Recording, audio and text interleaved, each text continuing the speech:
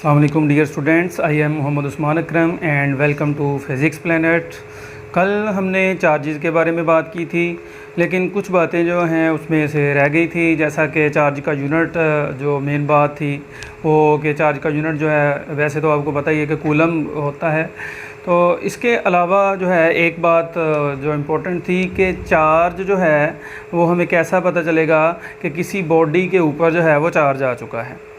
क्या चार्ज हमें आगे खुद बताएगा कि मैं चार्ज हो गया हूँ, या चार्ज जो है वो हमें आंखें दिखाना शुरू कर देगा? नहीं, चार्ज जो है उसको ऑब्ज़र्व करने के लिए, उसकी मौजूदगी का पता लगाने के लिए हमारे पास एक डिवाइस होती है जिसे हम इलेक्ट्रोस्कोप बोलते हैं। तो इलेक्ट्रोस्कोप जो है उसकी मदद से हम ना सिर्फ चार्ज की मौजूदगी का पता लगा सकते हैं कि किसी बॉडी के ऊपर चार्ज मौजूद है, बल्कि उससे हम ये भी पता लगा सकते हैं कि जो चार्ज है आइदर वो उस बॉडी के ऊपर पॉजिटिव चार्ज है या नेगेटिव चार्ज है। तो इसके अलावा ये जो दो चार्ज बॉडीज़ के दरमियान में फ़ोर्स पाई जाती है जब वो अब एक दूसरे के साथ अटैच हो जाती हैं, जिस चीज़ के साथ जिस फोर्स के साथ वो अटैच होती हैं उसको हम बोलते हैं इलेक्ट्रोस्टैटिक क्लिंग। जैसा कि कुछ कपड़े ऐसे होते हैं आप पहनते हैं तो वो क्या होता है, वो आपकी बॉडी के साथ जो है वो चिपक जाते हैं, वो इलेक्ट्रोस्टैटिक क्लिंग होता है, उसे हम इलेक्ट्रोस्टैटिक क्लिंग बोलते हैं। आज हम जो है चैप्टर नंबर 12 का बाकायदा आगाज़ करेंगे जो कि इलेक्ट्रोस्टैटिक्स है। कल हमने इलेक्ट्रोस्टैटिक फ़ोर्स के बारे में बात की थी कि दो चार्जेस जो हैं उनके दरमियान जो फोर्स ऑफ अट्रैक्शन या रिपल्शन पाई जाती है, जिसकी वजह से वो दूसरे चार्ज को अट्रैक्ट या रिपेल करते हैं, उसको हम बोलते हैं इलेक्ट्रोस्टैटिक फ़ोर्स। तो इलेक्ट्रोस्टैटिक फ़ोर्स जैसा कि हमें किसी चीज़ की क्वालिटी का पता चलता है तो हम उसकी क्वांटिटी के बारे में जानने की कोशिश करते हैं। तो मसलन कि मैंने कोई मोबाइल लिया है, मैं कहता हूँ कि मैंने इस ब्रांड का मोबाइल लिया है, तो आप कहेंगे कितने का लिया है, ठीक है। इसी तरह से मैं कहता हूँ कि फैसलाबाद जो है वो बहुत दूर है, तो आप कहेंगे कितने किलोमीटर दूर है। तो इस तरह से जो अगर हमें क्वालिटी का पता चलता है तो हम उसकी क्वांटिटी के बारे में जानने की कोशिश करते हैं। तो जैसा कि हमारे पास इलेक्ट्रोस्टैटिक फ़ोर्स है तो ये इसकी एक क्वालिटी है, तो हम जो है इसकी क्वांटिटी के बारे में जानने की कोशिश करेंगे कि एक चार्ज दूसरे के ऊपर असल में कितनी फ़ोर्स लगाता है। तो उसके लिए एक साइंटिस्ट हैं चार्ल्स कूलम, उन्होंने 1784 में अपना पेपर जो है वो पब्लिश किया था, जिसमें उन्होंने अपना लॉ, उन्हीं के नाम पे लॉ का नाम रखा गया कूलम्स लॉ, ठीक है, जो कि रेलिवेंट था जो न्यूटन का ग्रेविटेशन लॉ था, जिसमें हमने देखा था कि ज़मीन जो है वो हर मैस को अपनी तरफ अट्रैक्ट करती है, ठीक है।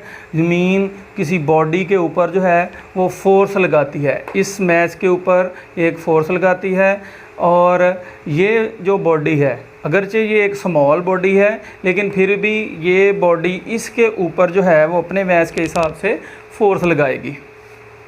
तो जो ग्रेविटेशनल फ़ोर्स होती है असल में ये एक म्यूचुअल फ़ोर्स होती है। ऐसा नहीं है कि सिर्फ़ और सिर्फ जो ज़मीन है वही चीज़ों को अपनी तरफ खींच रही है, बल्कि चीज़ें भी उनको अपनी तरफ खींच रही हैं, लेकिन उनका चूँकि मैस ज़्यादा है इसलिए वो उनको खींच नहीं सकती। ये स्मॉल बॉडी है उसका मैस है, ये जो ज़मीन का मैस कैपिटल एम है, और ये इनके दरमियान में डिस्टेंस है और उसका स्क्वायर है। ये हमारे पास जो है न्यूटन का ग्रेविटेशन लॉ था। इसकी वैल्यू अगर हमें पता हो, इसकी पता हो, इनके दरमियानी फासला पता हो, और जी जो कि ग्रेविटेशनल कांस्टेंट है जिसकी वैल्यू 6.67 क्रॉस 10⁻11 होती है, इन सब की वैल्यूज़ अगर हमें मालूम हो तो हम जो न्यूटन ग्रेविटेशनल फ़ोर्स, ठीक है, ग्रेविटेशनल फ़ोर्स जो है उसकी वैल्यू फाइंड आउट कर सकते हैं। इसी तरह से इसी को बेस बनाते हुए जो कूलम था उसने भी अपना लॉ जो है वो पेश किया था कि उस लॉ के मुताबिक जो इलेक्ट्रोस्टैटिक फ़ोर्स है, जो दो चार्जेस के दरमियान में फ़ोर्स पाई जाती है, वो असल में उन चार्जेस के प्रोडक्ट के, ये जो चार्जेस हैं उनके प्रोडक्ट के हासिल ज़रब यानी कि हासिल ज़रब के बराबर होती है। और वही फोर्स जो है उन चार्जेस, ये दो चार्जेस हैं Q1 और Q2, इनके दरमियानी जो फासला है उसके दरमियान जितना डिस्टेंस है उन दोनों डिस्टेंस के दोनों चार्जेस के डिस्टेंस के स्क्वायर के इन्वर्सली प्रोपोर्शनल होती है। ठीक है जी। उनके जो चार्जेस का प्रोडक्ट है उसके उनकी मैग्नीट्यूड के बराबर, और उसका जो हमारे पास डिस्टेंस है इन दोनों के दरमियान उसके डिस्टेंस के स्क्वायर के बराबर। अकेला डिस्टेंस नहीं, याद रखना है कि जो इनके दरमियान डिस्टेंस है उसके स्क्वायर के बराबर है। और एक और इम्पोर्टेंट बात कि इसका जो डिस्टेंस है चार्जेस का वो आपने हमेशा इनके सेंटर से मेजर करना है। ये नहीं है कि आप यहाँ से मेजर करना शुरू कर दें। ये कंडीशन आपने याद रखनी है कि आपने हमेशा जो डिस्टेंस मेजर करना है चार्जेस के दरमियान या किसी बॉडी के दरमियान, तो हमेशा आपने उसके सेंटर से लेना है, अदरवाइज़ वो यहाँ से लेंगे तो वो गलत होगा। अच्छा, अगर हम इनको कंबाइन करते हैं, ये दोनों चार्जेस हैं मेरे पास, ये दोनों फोर्स है, फोर्स इसके भी डायरेक्टली प्रोपोर्शनल है, इसके भी डायरेक्टली प्रोपोर्शनल है। अगर मैं इसको एक ही इक्वेशन में लिखना चाहूँ तो यहाँ पे मुझे एक कांस्टेंट लगाना पड़ेगा, जैसा कि हमने यहाँ पे जी यूज़ किया था, यहाँ पे हम के कांस्टेंट जो है यूज़ करते हैं। F = K Q1 Q2/R²। ये वो फार्मूला था जिसको बुनियाद बनाकर उसने कहा था कि हम जो है वो चार्जेस के दरमियान में इलेक्ट्रोस्टैटिक फ़ोर्स जो है उसको मेजर कर सकते हैं। अच्छा, यहाँ पे एक इम्पॉर्टेंट बात यह है कि ये जो लॉ है ये सिर्फ पॉइंट चार्जेस के लिए वैलिड है। इसके अलावा जो है पॉइंट चार्जेस के अलावा जो चार्जेस हैं उसके लिए ये वैलिड नहीं होगा। अब समझते हैं कि पॉइंट चार्ज क्या होता है। आइए देखते हैं पॉइंट चार्ज क्या होता है जी। लेट्स सपोज कि एक चार्ज ये है, एक चार्ज ये है। अगर मैं देखता हूँ कि ये जो दोनों चार्जेस हैं इनके दरमियानी फासला क्या इस चार्ज से ज़्यादा है या कम है, ये तो देखने से ही पता चल रहा है कि इनके दरमियानी फासला जो है वो बहुत कम है।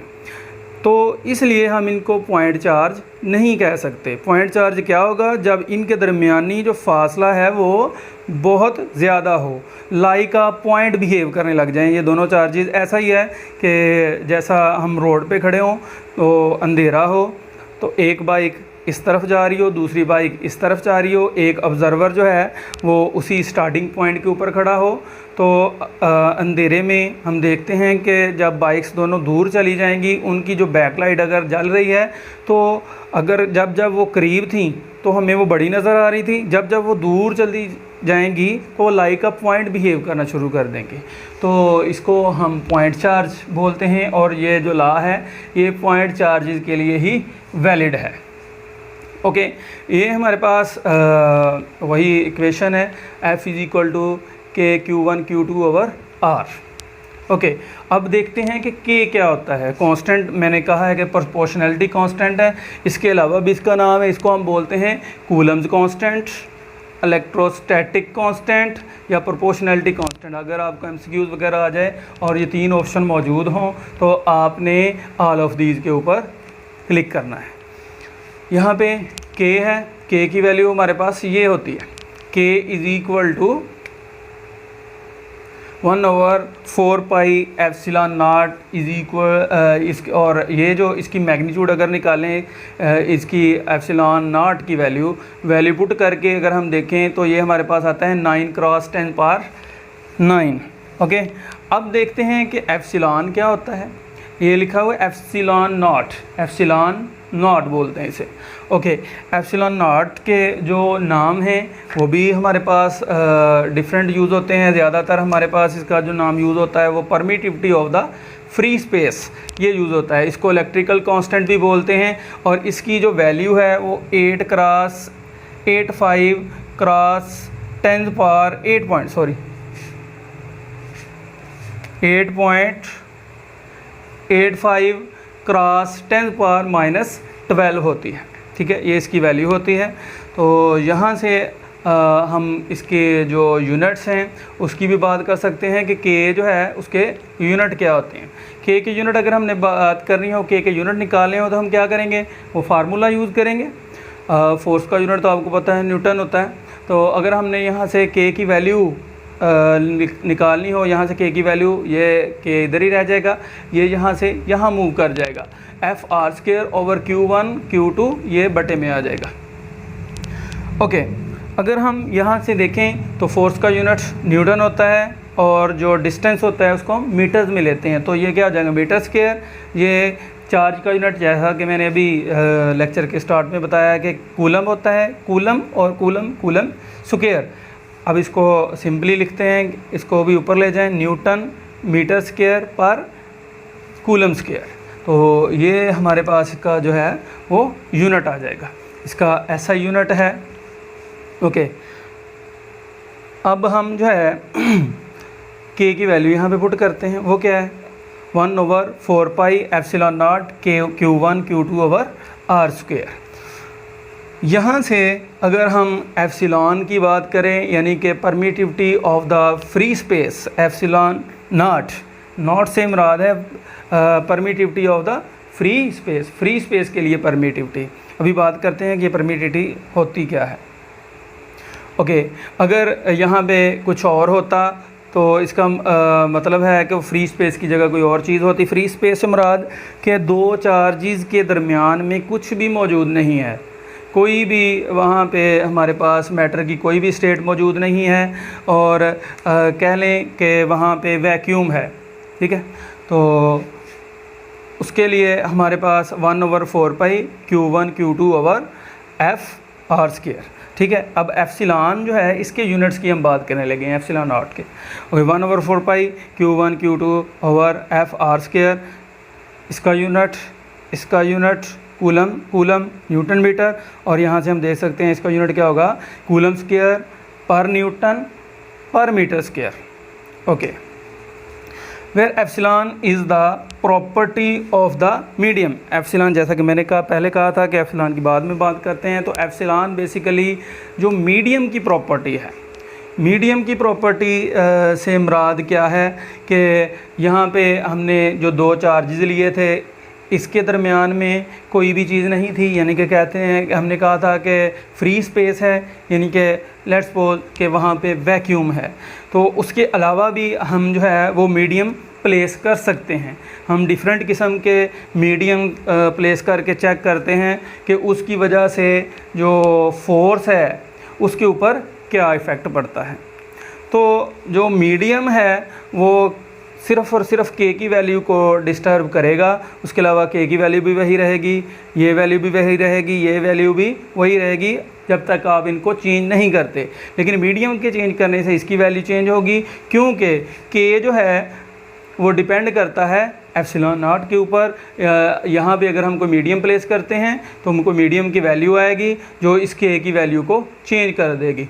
कोई भी मीडियम की वैल्यू आएगी वो इसको हमेशा कम करेगी, क्योंकि ये बटे में है, जो भी बटे में वैल्यू बढ़ेगी तो इसकी के की वैल्यू कम होगी। जब के की वैल्यू कम होगी तो फोर्स की वैल्यू कम हो जाएगी। Okay, what happen to the force if we place a medium between the charges. अगर हम चार्जेस के दरमियान में कोई मीडियम प्लेस कर देते हैं तो उससे इलेक्ट्रोस्टैटिक फ़ोर्स के ऊपर क्या असर होता है। अभी मैंने बात की है कि इलेक्ट्रोस्टैटिक फ़ोर्स जो है वो कम हो जाएगी, किस तरह से होगी वो आगे हम बात करते हैं। ये देखें, अगर हम मीडियम के लिए बात करें तो वही वाला फार्मूला जो है वो कुछ इस तरह की शक्ल अख्तियार कर लेगा। FM = 1/4 pi epsilon. अब यहाँ पे एप्सिलॉन नॉट नहीं है, यहाँ पे एप्सिलॉन है, यानी कि इससे मुराद ये है कि यहाँ पे फ्री स्पेस नहीं है, यहाँ पे कोई ना कोई मीडियम है। तो नेक्स्ट जो है हम मुख्तलिफ़ किस्म के मीडियम्स यहाँ पे प्लेस करके चेक करेंगे कि फ़ोर्स के ऊपर कौन सा मीडियम रखने से कितनी फ़ोर्स जो है इंक्रीज़ या डिक्रीज़ होती है। बेसिकली डिक्रीज़ ही होती है। अब हम देखते हैं from equation A and B। ये इक्वेशन ये है, ये इक्वेशन B है। एक इक्वेशन विदाउट मीडियम है यानी कि फ्री स्पेस के लिए, और दूसरी जो फोर्स है वो मीडियम के लिए। अब हम क्या करते हैं, इनको कंपेयर करते हैं। जो हमारे पास विदाउट मीडियम है उसको डिवाइड कर लेते हैं फोर्स को विद द मीडियम, ठीक है। इसकी वैल्यू हमें पता है 1/4 pi epsilon naught Q1 Q2 over R square, और इसकी value 1/4 pi epsilon Q1 Q2 over R square. ये वाली वैल्यू जो है और ये वाली वैल्यू सेम है, ये कट जाएगी। 1/4 पाई 1/4 पाई ये भी सेम है, ये कट जाएगी, ठीक है जी। तो बाकी क्या बचेगा, F/FM फोर्स फॉर मीडियम, और यहाँ पे हमारे पास 1/एप्सिलॉन नॉट बचेगा और नीचे भी 1/एप्सिलॉन बचेगा। और ये जो एप्सिलॉन बटे में है, ये बटे का बटा जो होता है ऊपर जाता है और ऊपर वाला नीचे आ जाता है। तो ये हमारे पास जो है F/FM is equal to epsilon over epsilon naught, ये किसके बराबर होता है जी, ये हमारे पास इक्वल होता है एप्सिलॉन R। और एप्सिलॉन R को हम बोलते हैं रिलेटिव परमिटिविटी।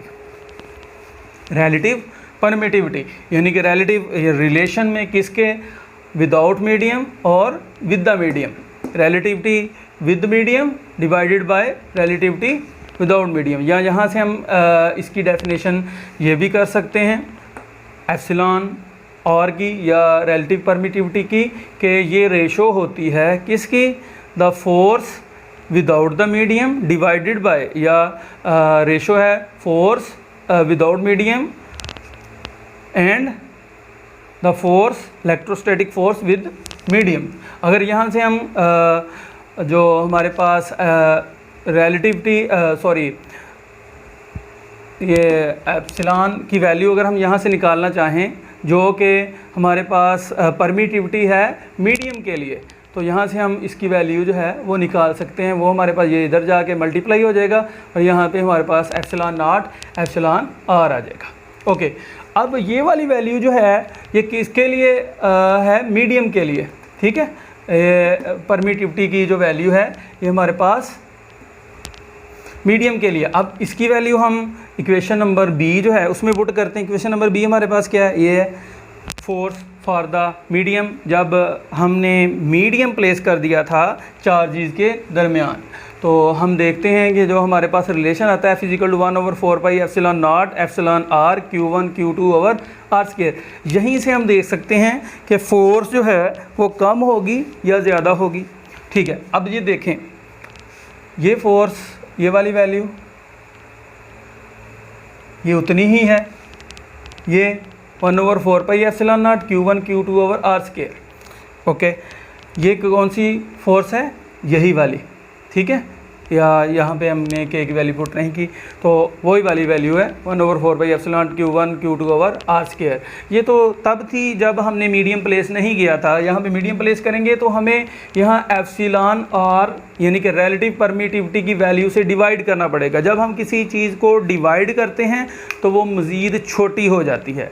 यानी कि हम यहाँ से पता लगा सकते हैं कि जब हम मीडियम प्लेस करेंगे तो उसके बटे में रिलेटिव परमिटिविटी की वैल्यू आएगी, और रिलेटिविटी की परमिटिविटी की वैल्यू जो है वो इलेक्ट्रोस्टैटिक फोर्स की वैल्यू को हमेशा कम करेगी। Okay, for any medium force will always be less than when there is no medium, ठीक है जी। जो किसी भी मीडियम के लिए जो हमारे पास इसकी वैल्यू है फोर्स की, वो हमेशा कम ही होगी। ओके, तो यहाँ से हम जो है ये जो फार्मूलाज हैं ये वाले ये बहुत इम्पोर्टेंट हैं। तो MCQs पॉइंट ऑफ व्यू से या entry test point of view से, पेपर के पॉइंट ऑफ व्यू से यहाँ से, और इसके अलावा इसमें से जो न्यूमेरिकल हैं उनके पॉइंट ऑफ व्यू से ये फार्मूला वगैरह बहुत इंपॉर्टेंट हैं। और इन्हीं से हम चेक कर सकते हैं अगर हमारे पास रिलेटिव परमिटिविटी हो अगर और हमारे पास परमिटिविटी ऑफ द मीडियम हो, तो वो हमें कहे कि permittivity relative permittivity of the free space find करें, या किसी भी दो की वैल्यू हो हमें तीसरे की वैल्यू पूछ सकता है, या हमें इन मीडियम की फोर्स की वैल्यू दे दे विदाउट मीडियम, और यहाँ पे रिलेटिव परमिटिविटी की वैल्यू दे दे और हमें कहे कि फोर्स फाइंड करें when there is a medium, तो हम यहाँ से इसकी वैल्यू भी फाइंड कर सकते हैं, या ये बार फार्मूला यूज़ करके हम कोई वैल्यू फाइंड आउट कर सकते हैं। ओके, अब हम जो है वो बात करते हैं वेक्टर फॉर्म की। चूँकि हमें पता है कि फोर्स जो है वो एक वेक्टर क्वांटिटी है, तो हमने इसकी मैग्नीट्यूड के बारे में तो जान लिया है, लेकिन हमने इसकी जो वेक्टर फॉर्म है या डायरेक्शन है उसके बारे में बात नहीं की। तो यहाँ पे देखते हैं हम, ये दो चार्जेस हैं और इनके दरमियान जो है वो डिस्टेंस हमें पता है कि r है, ठीक है जी, डिस्टेंस r है। ये चार्ज इसके ऊपर फोर्स लगा रहा है, ये चार्ज इसके ऊपर फोर्स लगा रहा है, दोनों एक दूसरे को परे धकेल रहे हैं क्योंकि दोनों पॉजिटिव चार्ज हैं। सिमिलर चार्ज एक दूसरे को रिपेल करते हैं। तो ये वाला चार्ज Q1 इसके ऊपर फोर्स लगा रहा है Q2 के ऊपर, वो फोर्स क्या होगी, इसको लिखना किस तरह से है वो मैं आपको सिखाता हूँ। चलें देखते हैं कि ये जो फोर्स है जो Q2 के ऊपर लग रही है उसको किस तरह से, फोर्स F, और किसके ऊपर लग रही है, 2 के ऊपर। तो F2 के ऊपर जो फोर्स लग रही है, चार्ज 2 के ऊपर जो फोर्स लग रही है उसको किस तरह से लिखना है, F2 लग किसकी वजह से रही है, 1 की वजह से, तो हम लिखेंगे F2 1, ठीक है जी। और इसका जो यूनिट वेक्टर है इसकी डायरेक्शन में होगा, ठीक है, ये इस डायरेक्शन में फोर्स लग रही है तो इसका यूनिट वेक्टर भी R21 होगा, ठीक है जी। 2 जो वो चार्ज है जिसके ऊपर फोर्स लग रही है, 1 जिसकी वजह से लग रही है, ओके। इसी तरह से ये Q1 के ऊपर जो फोर्स लग रही है उसको हम देखते हैं, F फोर्स लग रही है, ठीक है जी, ये F फोर्स लग रही है किसके ऊपर, 1 के ऊपर, किसकी वजह से, 2 की वजह से, ठीक है। इसको इस तरह से लिखना है, ठीक है। और इसका जो यूनिट वेक्टर होगा इस डायरेक्शन में है तो हम इसको लिखेंगे यूनिट वेक्टर को R1 की डायरेक्शन में 2 की वजह से, ठीक है जी। तो हम अगर यहाँ से फोर्स देखना चाहें, हमें पता है कि अगर हमने फर्स्ट ईयर में पढ़ा था कि जब हम यूनिट वेक्टर पढ़ा था, जब हमने पढ़ा था कि ये जो वेक्टर होता है वो उसको जब हम उसकी मैग्नीट्यूड को उसके यूनिट वेक्टर के साथ मल्टीप्लाई कर दें, अगर मैग्नीट्यूड को यूनिट वेक्टर के साथ मल्टीप्लाई करवा दें तो हमारे पास वेक्टर क्वांटिटी आती है, ठीक है जी। अब हम वेक्टर फोर्स को वेक्टर की फॉर्म में लिखते हैं, ये हमारे पास वो फोर्स है, ये इसकी मैग्नीट्यूड आ गई। अब इसकी डायरेक्शन भी तो होगी, फिर ही इसको हम बोलेंगे कि ये हमारे पास जो है वो एक वेक्टर क्वांटिटी है, ये इसकी मैग्नीट्यूड, ये उसकी डायरेक्शन, ठीक है। जब मैग्नीट्यूड को डायरेक्शन के साथ मल्टीप्लाई करवाते हैं तो हमारे पास क्या आ जाती है, वेक्टर क्वांटिटी, ओके। अब F21 के बारे में लिखते हैं, ये वाली फोर्स, ठीक है, जो 2 के ऊपर लग रही है 1 की वजह से, वो ये F21 = K Q1 Q2 over R square. ये तो मैग्नीट्यूड का तो हमें पता ही, इसकी मैग्नीट्यूड यही होगी, लेकिन इसकी डायरेक्शन क्या है, जो इसकी डायरेक्शन थी, ठीक है, जो फोर्स ये थी उसकी डायरेक्शन में जो यूनिट वेक्टर था वो हमारे पास क्या है जी, F21, ठीक है, ओके। अगर हम इसके यूनिट वेक्टर के टर्म में बात करें तो यूनिट वेक्टर तो इक्वल ही होंगे क्योंकि इनकी मैग्नीट्यूड, चूँकि यूनिट वेक्टर है, यूनिट वेक्टर की मैग्नीट्यूड 1 होती है, जितनी मैग्नीट्यूड इसकी उतनी ही इसकी, लेकिन इन दोनों की डायरेक्शन जो है वो ऑपोजिट है, ऑपोजिट डायरेक्शन है, तो हमने क्या कर दिया, नेगेटिव साइन लगा दिया। अब हम यहाँ से एक काम करेंगे कि R12 जो है, जो यूनिट वेक्टर है, सॉरी,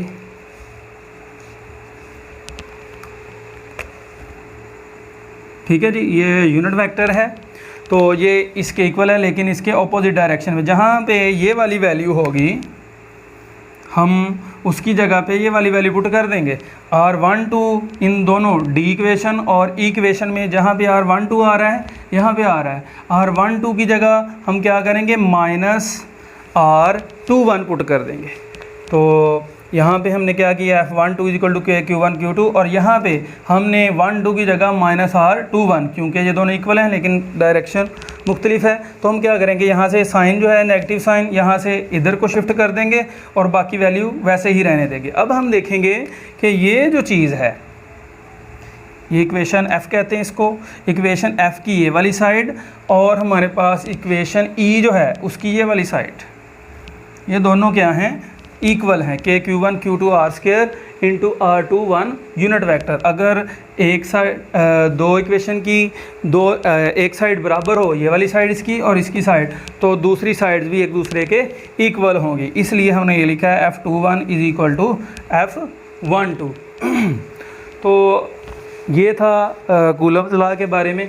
तो जो हमारे पास मैंने जैसा कि बात की कि मीडियम प्लेस करने से जो इलेक्ट्रोस्टैटिक फ़ोर्स है उसके ऊपर फ़र्क पड़ता है, कम हो जाती है। तो इसलिए इसके लिए आपकी बुक में भी टेबल दिया गया है। इसके अलावा हमारे पास जो ग्लास है उसकी जो रिलेटिव परमिटिविटी होती है वो 10 होती है, वाटर के लिए जो है वो 78 होती है, जर्मीनियम के लिए 16 जो है वो होती है। इसके अलावा अगर हम फ्री स्पेस की बात करें तो एयर की और फ्री स्पेस की बात करें वो सिमिलरली तकरीबन एक जितनी होती है। हवा की जो है वो 1.0006 और फ्री स्पेस के लिए हम तकरीबन 1 ही लेते हैं। तकरीबन आलमोस्ट जो है वो सेम होती हैं। इसके अलावा टेबल आपकी बुक में दिया गया है। तो जितनी रिलेटिव परमिटिविटी होगी वो यहाँ पे पुट करेंगे और उतने गुना अगर हम वाटर की बात करें तो यहाँ पे 78 से डिवाइड करेंगे तो ये 78 गुना इस फोर्स को कम कर देगा। असल में रिलेटिव परमिटिविटी से हम मुराद को समझने के लिए मैं एक एग्जांपल आपको देता हूँ कि परमिटिविटी ऐसे ही है कि एक बंदा जो है वो एक ट्रक को लेके जा रहा है जिसमें ट्रक में 100 बोरियाँ हैं किसी भी चीज़ की, और वो किसी ख़तरनाक रास्ते से जा रहा है। तो वहाँ पे रास्ते में एक चोर जिसको हम मीडियम बोलेंगे वो उसको घेर लेते हैं। तो उसमें से वो क्या करता है, उस ट्रक में से 80 बोरियाँ जो हैं वो उतार लेता है और बाकी 20 बोरियाँ जो हैं वो उसमें से उसको ले जाने की इजाज़त देता है। तो इसी तरह से मीडियम का काम है कि वो जो है फ़ोर्स को कितने गुना कम कर देता है। वो चार्ज जो है, एक चार्ज यहाँ से इसके ऊपर जो फोर्स लगा रहा है, जो इसके ऊपर लगा रहा है, जो इसके ऊपर लगा रहा है वो इस फोर्स को क्या कर देगा, मीडियम अगर हम यहाँ पे प्लेस कर दें कोई भी मीडियम, तो वो उसको इतने गुना कम कर देगा।